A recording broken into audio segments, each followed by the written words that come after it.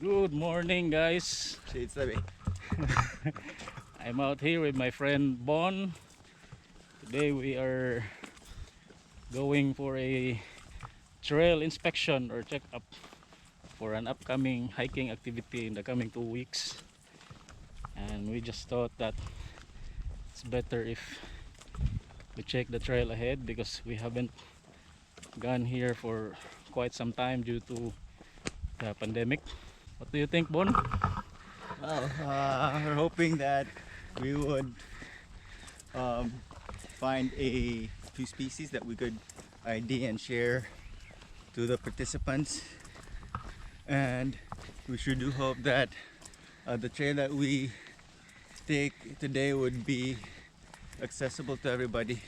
I mean, for both beginners and yes, experienced hikers. So we hope that it would be enjoyable and easy. Okay, so that's it. After this part, we'll be going to trek a river right up next to Barangay Toong, and from there we will then proceed to Campo in Jaclupan. So stick with us. May buntag dong. Pugihan kayo. Buntag. Buntag te.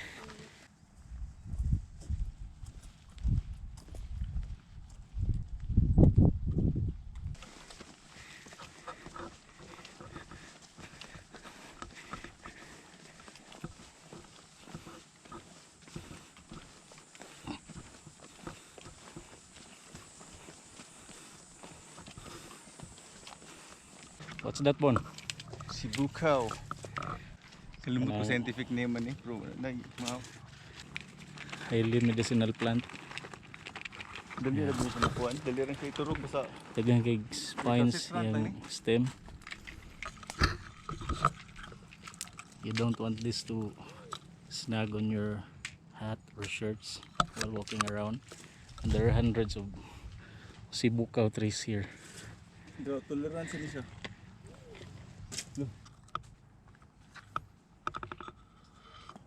Ay, murong tong nature. Nature gid. Pero tungod ilong ba? Di madlok sir. Ito na tayo.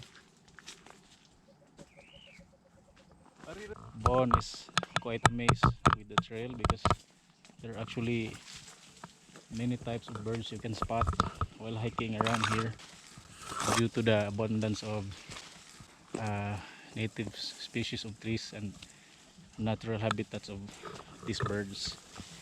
Just a while ago he spotted a nightjar, or what we call tangulilaw in our vernacular language, which is a wonderful sight to see because we rarely see those birds in the lowlands anymore. And later on we will be passing through a World War II Japanese tunnel, which is actually right here.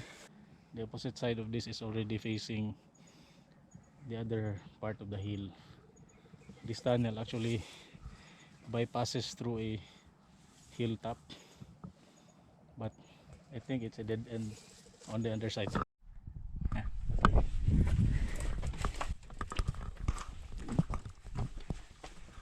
Bugnaw guys ah. Ada ang coconut tree mo. Oh. Diyan ni. Di ko ano siya. Ikaw tanan nila. Bago ni, ilahan mong kulor. Kung nga po ni, treasure hunting. Huwag siguro ka ng katulganan sa ningkaraan niya, gikawat ba? Nagdahon din sila nga. Naigipang lubong. Many people have actually come here because they still think that some of the Japanese soldiers have left treasures here during the World War II, right after they were defeated by the Americans. So, this is tunnel and This is what's on the other side.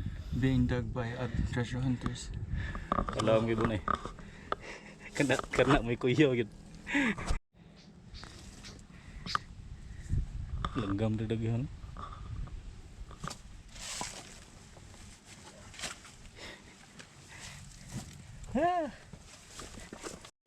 Oh, Katulad ng kuwan ng pinapunta ng kuwan na ng puway, bungay. iris na. Oh, piris. Tulibas. Ito ba?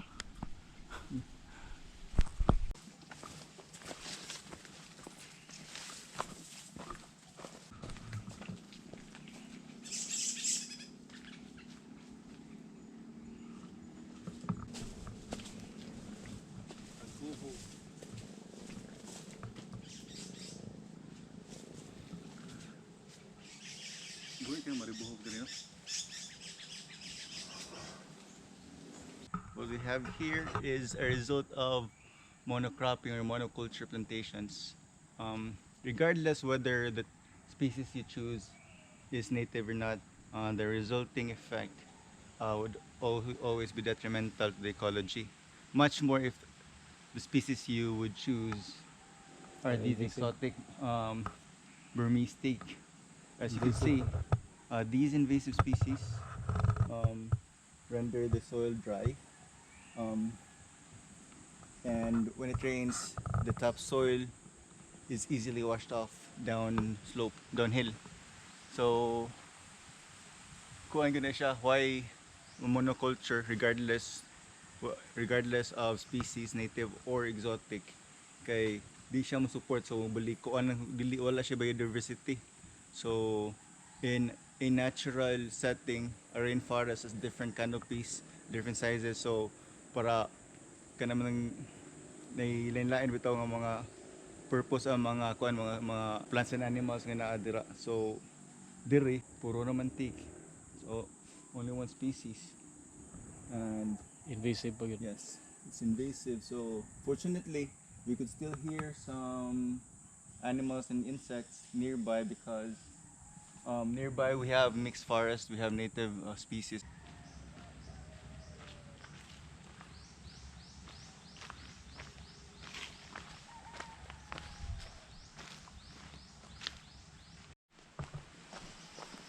Uncut man.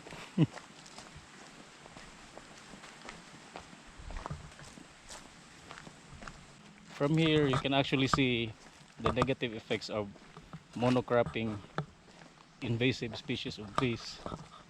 If you notice from below, these three canopies of teak is actually plain blank, or there's no vegetation, which is actually what this place needs, because this is already part of the Cebu City watershed area.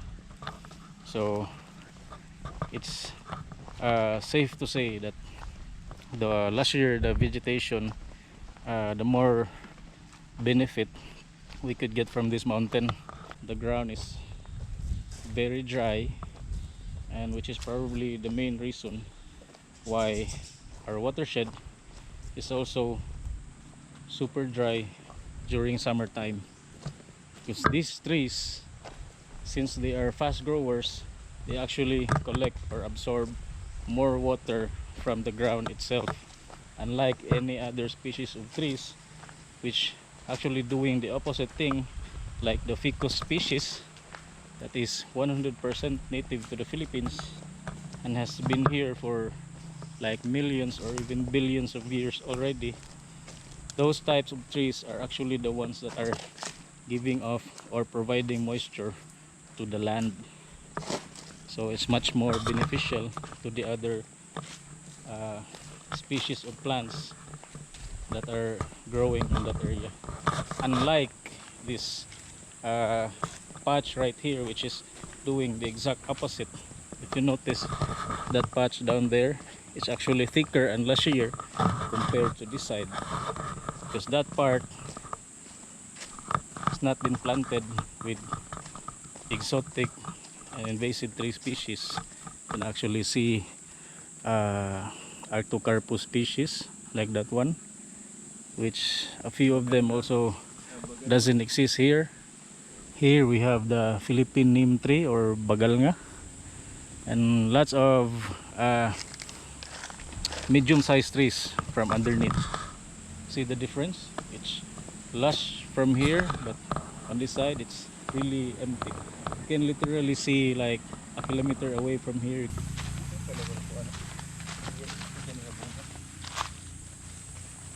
Napiliso sa bagras. Hindi na bayabal ko. Order ko na ako.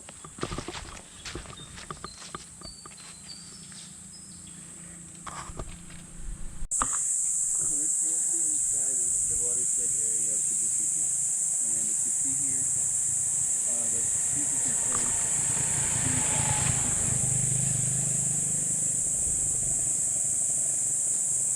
Although it's estimated species here. So we are here now, about to trek going down the river. Bon hasn't been here for quite some time now, like how many years, Bon? It's been for at least 4 years. 4 years. While I, on the other hand, I haven't been here for like 3.5 years also. So I think we're going to have quite a good time today.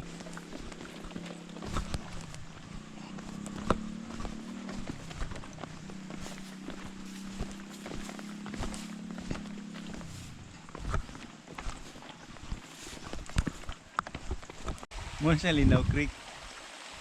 Padong ni siya sa Kawa Falls. Yung pwede maligo-liguan. Yeah. Always remember, basta mag-river trekking, naginaan ka ng danger sa flash flood.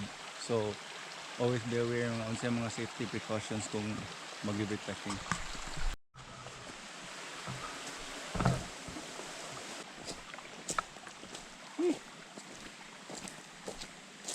Big man.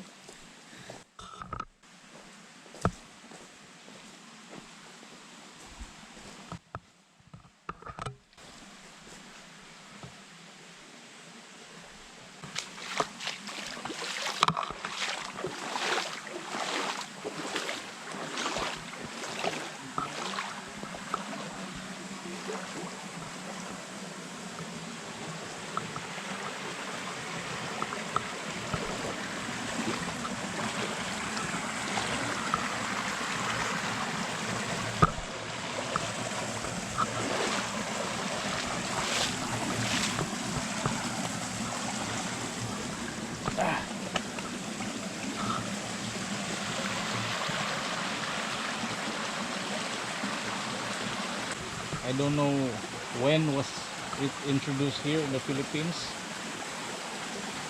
but the remaining fish here were overwhelmed by the guppies. I think there are still a few catfish left in this area, but they're pretty hard to catch.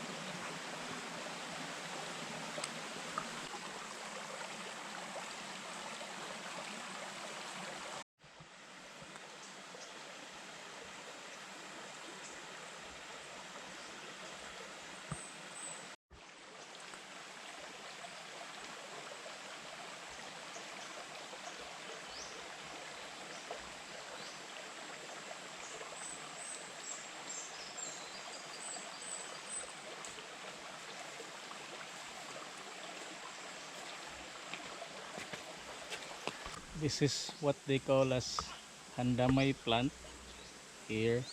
It's Dalunot a sa Tagalog. native tree species. It's called dalunot in Tagalog. The fruits are actually edible, the white ones, but you rarely spot them along the trail because most of the time it's the bird who harvests them first. Actually tastes like a slight of peanut combined with the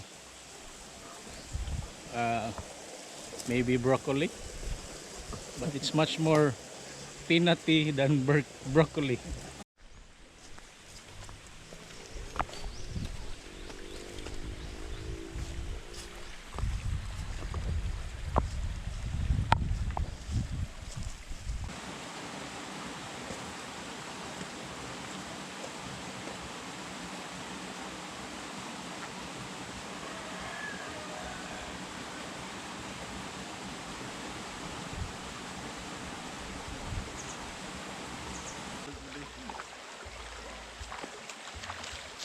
Kaya lang hapit.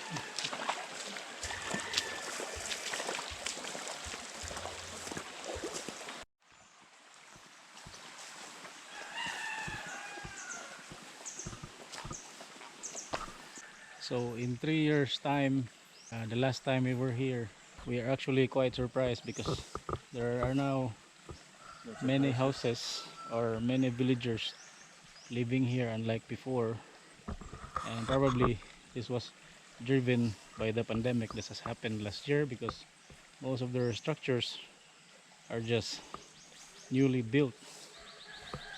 And if you were thinking that the pandemic has actually made nature recover, I think you were wrong, because as per observation, many people have actually settled in the mountains because the lockdown has forced them to come up here. So that's the very reason, I think, why there are many villagers now compared to as what we've seen from last year. And it's not just here. We've also observed similar situations up there in Sapang-Daku Mountains, in the provinces, and most particularly at the central part of Cebu. So again, if you think the pandemic has helped nature recover, it did not. Charcoal factory right in the heart of Linaw Creek. This is the problem with us Filipinos. We keep complaining about illegal harvesting or illegal logging of trees, but at the same time we also have an unfathomable love for barbecue and lechon.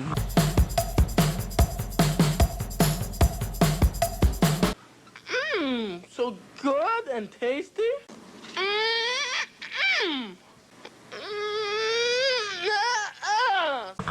So there goes your consumption of lechon and barbecue right at the center of Linaw Creek. Here's your charcoal factory.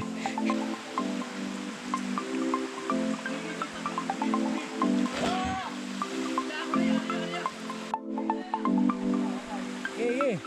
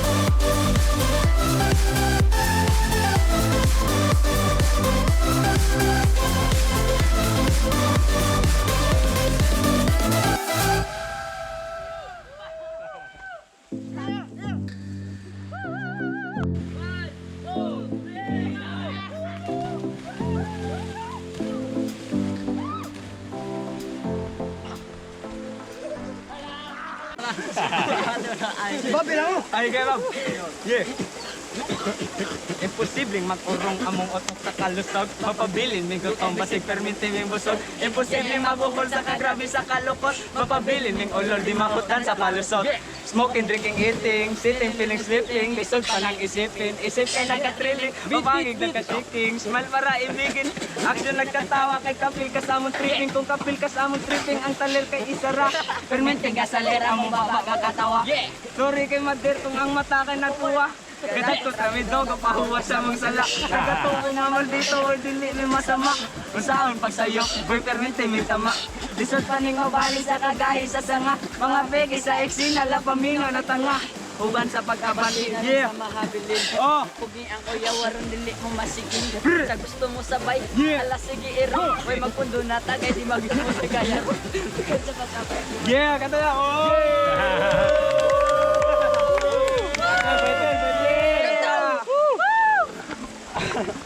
Marah tuh.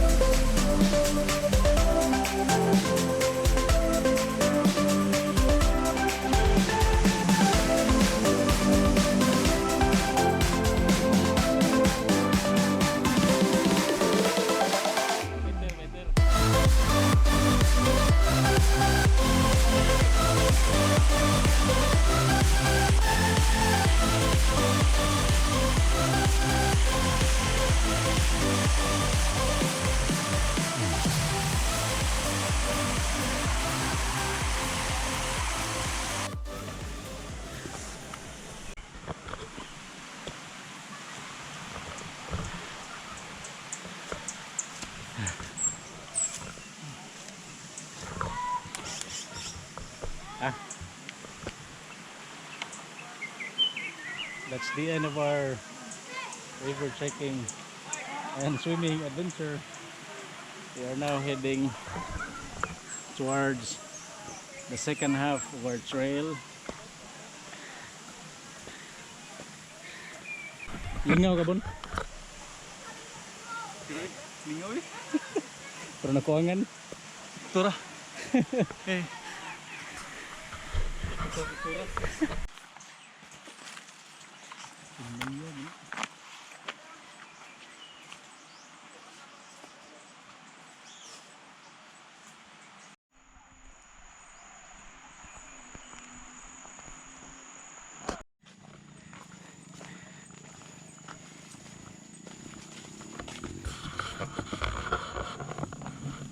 Mana mana?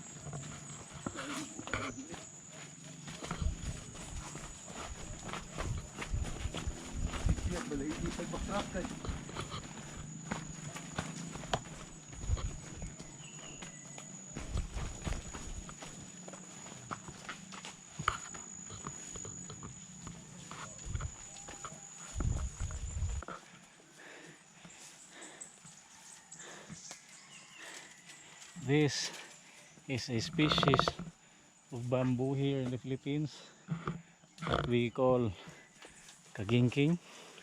I have no idea what is the scientific name. Pineapples planted by the farmers here.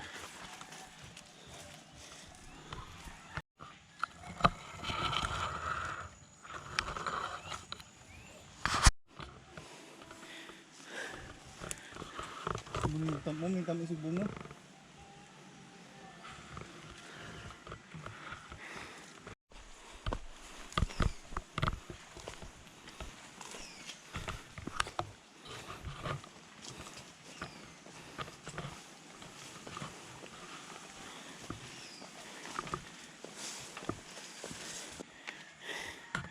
This is what we call as bakat.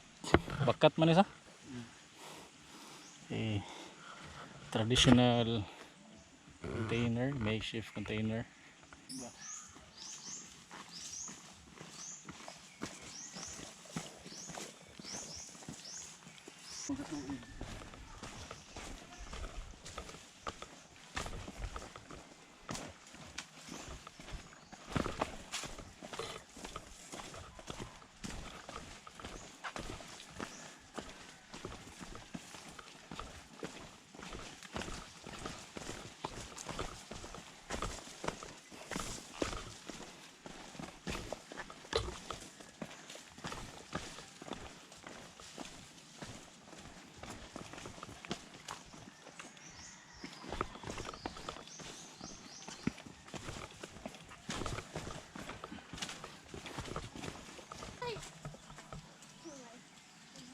Una hinog lain.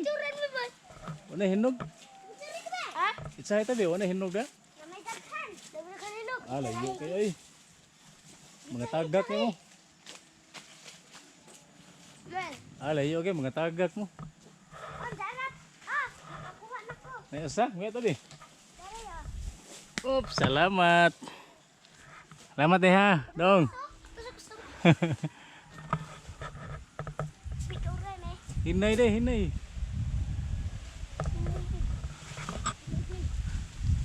Kuha na ko. Picturean eh. Oh, napay sa mun. Dua tahun. Picturean eh. 2 tahun dari po na. Oh, Iya, lamat. salamat eh ha, dong. Salamat sad.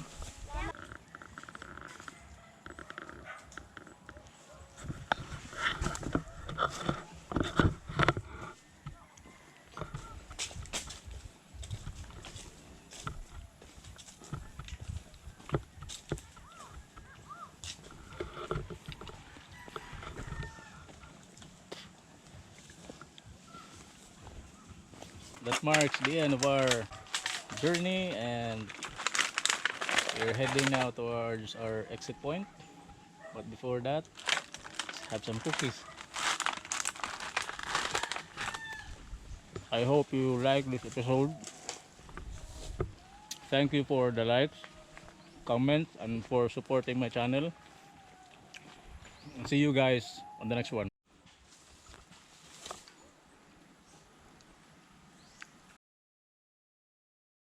Sa miningan ni bon? SL. Sa pasabot na SL.